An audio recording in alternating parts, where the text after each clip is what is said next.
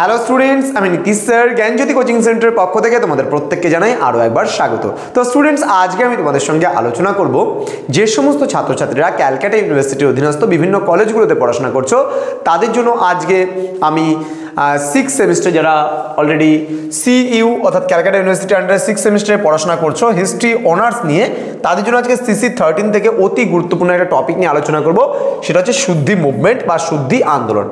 এই প্রশ্নটা কিন্তু তোমাদের 5 মার্কসের মতন করে আসে, কিন্তু আমি জাস্ট জিস্টটা আলোচনা করবো। আমি আবার বলছি, আমি নোটসে পুরো নোটটা কিন্তু আলোচনা করবো না, আমি গেলে জিস্টটা কি শুদ্ধি মুভমেন্ট যেন পরীক্ষায় এলে তোমরা লিখতে পারো, এই নিয়ে কিন্তু আলোচনা করবো। তো স্টুডেন্টস, যারা এখনও ক্যালকাটা ইউনিভার্সিটি আন্ডারে পড়াশোনা করছো কিন্তু আমাদের চ্যানেলটিকে সাবস্ক্রাইব করনি, তারা অবশ্যই চ্যানেলটিকে সাবস্ক্রাইব করে পাশে থাকা বেল আইকন অল প্রেস করে দাও, যাতে নেক্সট টাইম থেকে কোনো ভিডিও আপলোড করলে তার নোটিফিকেশন তুমি সবার আগে পেতে পারো।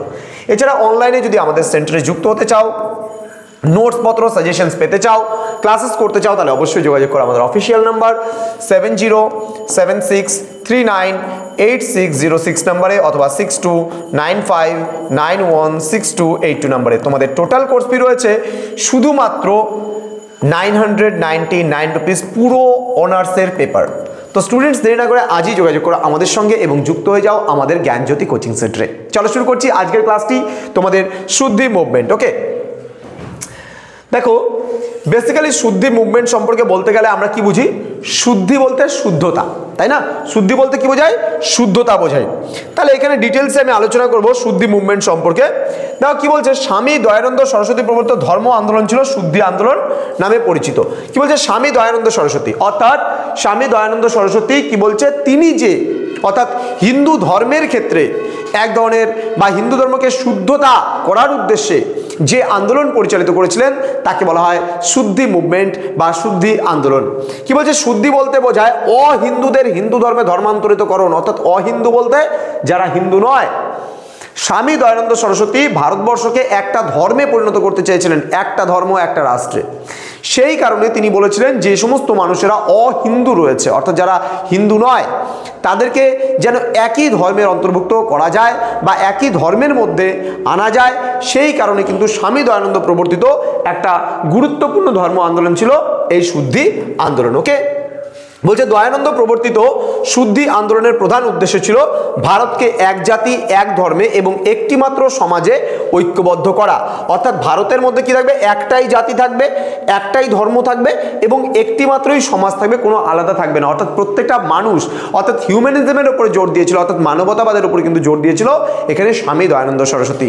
অর্থাৎ আমাদের ভারতবর্ষ সম্পর্কে একটা কথা না বললেই নয় যে আমাদের ভারতবর্ষের মূল ক্যারেক্টারিস্টিক্সই হলো, রবীন্দ্রনাথ ঠাকুর খুব সুন্দরভাবে বলেছেন কথাটি, নানা জাতি নানা মত নানা পরিধান, বিভেদের মাঝে দেখো মিলন মহান। অর্থাৎ ভারতবর্ষের মূল বৈশিষ্ট্য হলো এখানে নানা জাতির মানুষ রয়েছে, নানা ধর্মের মানুষ রয়েছে, নানা বর্ণের মানুষ রয়েছে, কিন্তু তারপরেও তাদের মধ্যে যে মিলটা রয়েছে সেটা যেন সব থেকে মহান, এর থেকে মহান যেন আর কোনো কিছু হতে পারে না। বলছে স্বামী দয়ানন্দ নিজের মতামত সত্যার্থ প্রকাশ বলে যে গ্রন্থটি রয়েছে সেই গ্রন্থের মাধ্যমে কিন্তু প্রচার করতেন। তাহলে তার যে ভাবনা চিন্তা, তার যে চিন্তা ভাবনা, সেগুলো কিন্তু তিনি কি করতেন? এই সত্যার্থ প্রকাশ নামে যে গ্রন্থটা ছিল সেই গ্রন্থের মধ্যে কিন্তু খুব সুন্দরভাবে তিনি এই বিষয়গুলোকে তুলে ধরেছেন। বলছে স্বামী দয়ানন্দ বিশ্বাস করতেন যে বেদই হলো সত্য, তাই তিনি বেদকে সত্যের আধার বলে বর্ণনা করেছেন বা করতেন। তাহলে কি বললাম? যে বেদই হলো সত্য, তাই তিনি বেদকে কিন্তু সত্যের আধার বলে কিন্তু বর্ণনা করতেন। শুদ্ধি আন্দোলনের প্রাণপুরুষই ছিলেন তিনি।